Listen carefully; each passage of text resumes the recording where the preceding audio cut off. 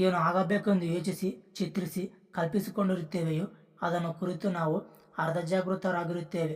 ನಮ್ಮ ದೈಹಿಕ ಹಾಗೂ ಮಾನಸಿಕ ಶಕ್ತಿಗಳ ಬಹು ಅಲ್ಪ ಭಾಗವನ್ನು ಮಾತ್ರ ನಾವು ಉಪಯೋಗಿಸುತ್ತೇವೆ. ಒಟ್ಟಿನಲ್ಲಿ ಮಾನವನು ತನ್ನ ಶಕ್ತಿಯ ವಿಸ್ತಾರ ಪರಿಧಿಯೊಳಗನ ತೀರ ಸೀಮಿತ ಕ್ಷೇತ್ರದಲ್ಲೇ ಬದುಕುತ್ತಾನೆ. ನಾನಾ ವಿಧದ ಶಕ್ತಿಗಳನ್ನು ಪಡೆದು ಅವನ್ನು ಉಪಯೋಗಿಸಲು ಹಂಬಲಿಸದೆ, ಆ ನಿಟ್ಟಿನಲ್ಲಿ ಯತ್ನಿಸದೆ ಅಸಮರ್ಥನಾಗಿಯೇ ಬದುಕುತ್ತಾನೆ. ಹೀಗೆಂದು ಹೇಳಿದವರು ಪ್ರಸಿದ್ಧ ಮನೋವಿಜ್ಞಾನಿ ವಿಲಿಯಂ ಜೇಮ್ಸ್. ವಿಶಾಲವಾದ ಮೈದಾನದಲ್ಲಿ ಹಾಯಾಗಿ ಹುಲ್ಲು ಮೇದು ತಿರುಗಾಡುವಷ್ಟು ಉದ್ದವಾದ ಹಗ್ಗವಿದೆ. ಆದರೂ ಗೂಟಕ್ಕೆ ಕಟ್ಟಿದ ಹಸು ಗೂಟದ ಬಳಿಯೇ ಹಗ್ಗ ಸುತ್ತಿಕೊಂಡು ತನ್ನ ಸಂಚಾರದ ಸ್ವತಂತ್ರ ಸೌಲಭ್ಯಗಳನ್ನು ಮೊಟಕುಗೊಳಿಸಿಕೊಂಡಂತೆ ಇದು.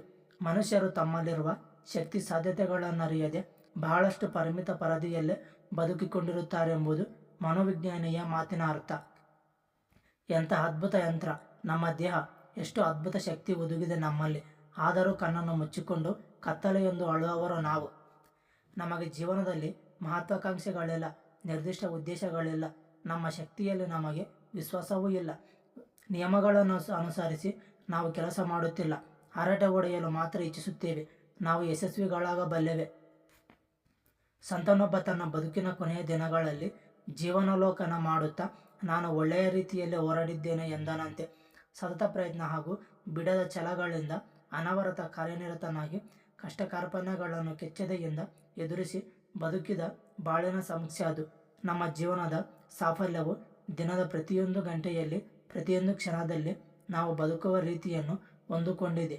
ನಾಳೆ ನೋಡೋಣ, ಮತ್ತೆ ಮಾಡೋಣ ಎನ್ನುವವರು ತಮ್ಮ ಕೊನೆಯ ದಿನಗಳಲ್ಲಿ ಏನು ಹೇಳಿ?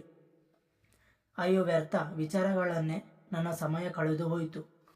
ಉಪಯುಕ್ತ ವಸ್ತುಗಳನ್ನು ಬಿಟ್ಟು ಮರೀಚಿಕೆಯನ್ನು ಹಿಂಬಾಲಿಸಿದೆನಲ್ಲ. ಕೆಟ್ಟ ಮೇಲೆ ಬುದ್ಧಿ ಬಂದರೆ ಏನು ಪ್ರಯೋಜನ? ನಾನು ನನ್ನ ಸ್ನೇಹಿತರ ನಿರೀಕ್ಷೆಯ ಮಟ್ಟವನ್ನೆರದೆ ನನ್ನ ವಿರೋಧಿಗಳು ಹಲ್ಲು ಕಿರಿಯುವುದಂತೆ ಮಾಡಿದೆ. ಎಲ್ಲ ವಿಷಯಗಳಲ್ಲೂ ಸುಲಭವಾದುದನ್ನೇ ಆರಿಸಿ ಮೋಸ ಹೋದೆ. ನಾನು ಸೋತೆನೆಂದು ಹೇಳಲಾಗದಿದ್ದರೂ ನನ್ನ ಜಯವು ಹೇಳುವಂಥದ್ದಲ್ಲ. ನೀವು ಹಿಂದೆ ಹೀಗೆ ಹೇಳಲು ಇಚ್ಛಿಸುವಿರಾ? ನಿಮ್ಮ ಜೀವನದಲ್ಲಿ ನಿರ್ದಿಷ್ಟ ಉದ್ದೇಶಗಳ ಅಭಾವಕ್ಕೆ ಹಲವು ಕಾರಣಗಳಿರಬಹುದು. ನಿಮ್ಮ ಅಭಿರುಚಿಯ ವಿಷಯದಲ್ಲಿ ನಿಮಗೆ ಬಾಲ್ಯದಿಂದಲೇ ತರಬೇತಿಯ ಅಭಾವವಿರಬಹುದು. ನಿಮ್ಮ ಅನಾರೋಗ್ಯ ದೌರ್ಬಲ್ಯಗಳು ನಿಮ್ಮ ದಾರಿಯನ್ನು ತೊಡಕುಗಳಾಗಿರಬಹುದು.